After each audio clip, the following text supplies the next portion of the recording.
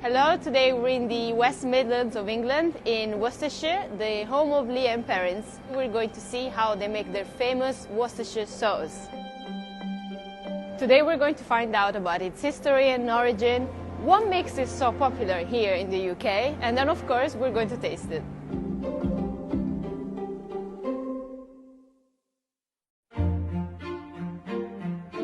Worcestershire sauce is a condiment made through a long-established maturing process with malt and spirit vinegar, molasses, red onions, garlic, anchovies, tamarind, and secret seasoning.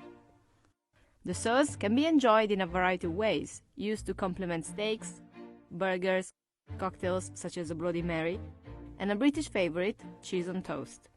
But how did this famous sauce come into existence here in the West Midlands? So Lee and Perrins is steeped in over 180 years of history. You know, the story starts in 1835 with Lord Sandys, who was reputedly a nobleman of this county, and he'd been travelling in the Far East and had picked up this recipe for a sauce, and he loved it so much he brought it back to Worcester and wanted it made up. He turned to a couple of entrepreneur chemists, Mr. Lee and Mr. Perrins, who owned a chemist shop in the centre of Worcester in Broad Street. So he gave them the recipe. Mr. Lee and Mr. Perrins got the ingredients from around the world and made up the sauce. And you know what? It tasted awful. Lord Sandys never returned. And Mr. Lee and Mr. Perrins put this mixture in the basement of their chemist shop and didn't return to it until a couple of years afterwards, when they tried it and it had matured into this wonderful elixir, and so started the kind of global fame of Lee and Perrins into what it is today. After discovering their newfound popular sauce, the pair began selling it from their Broad Street chemist, which was quickly becoming popular with locals in the area. Lee and Perrins then relocated to a new factory in Worcester in 1897, where the sauce is still made today.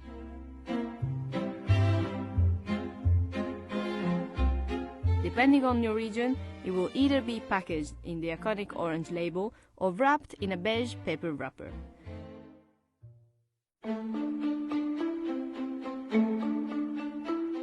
So at the site here in Worcester, we do mainly Lee and Perrins production in glass bottles. 70–80% of what we do is Lee and Perrins, so quite a lot of volume. And also we'll produce around about 43 million bottles a year. So depending on the bottle size that we're running at the time, we can run anything from 2.5 tonnes an hour up to 5 and 6 tonnes per hour in terms of production sauce. Paul escorted us around the factory, showing us the making process.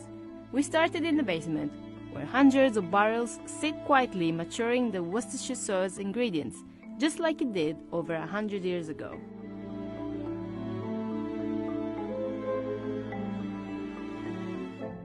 Paul starts by showing us one of the 3 main ingredients that go into Lee and Perrins sauce: whole red onions.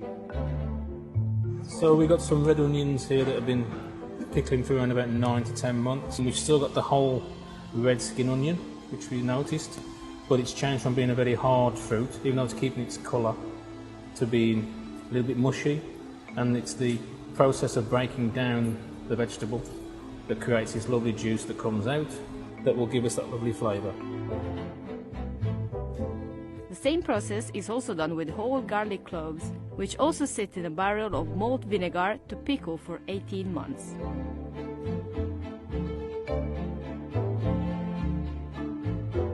But one of the most interesting ingredients sitting in these barrels are anchovies, and there are lots of them.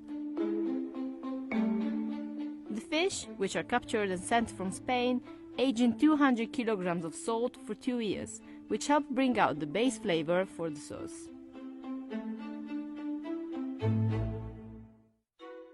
After the ingredients have finished maturing, they then go to the making house, where they are mixed together.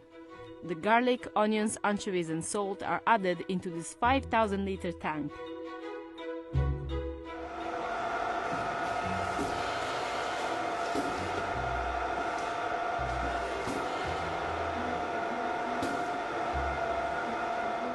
It then goes to the maturation storage area, where the ingredients are transferred and held in a larger 30,000-liter tank for a minimum of 6 weeks, adding more ingredients, including their secret spices, further enhancing the maturing process. Once complete, the sauce then goes to the final stage where it gets pasteurized.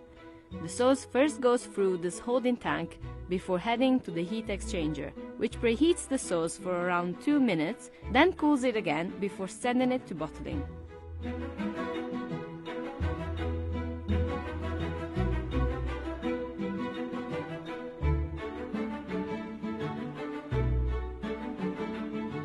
It's finally time to try the Worcestershire sauce. One thing to keep in mind is that this sauce has basically everything that I hate. I'm not a big fan of vinegar, anchovies, garlic, onions, and all these strong flavors.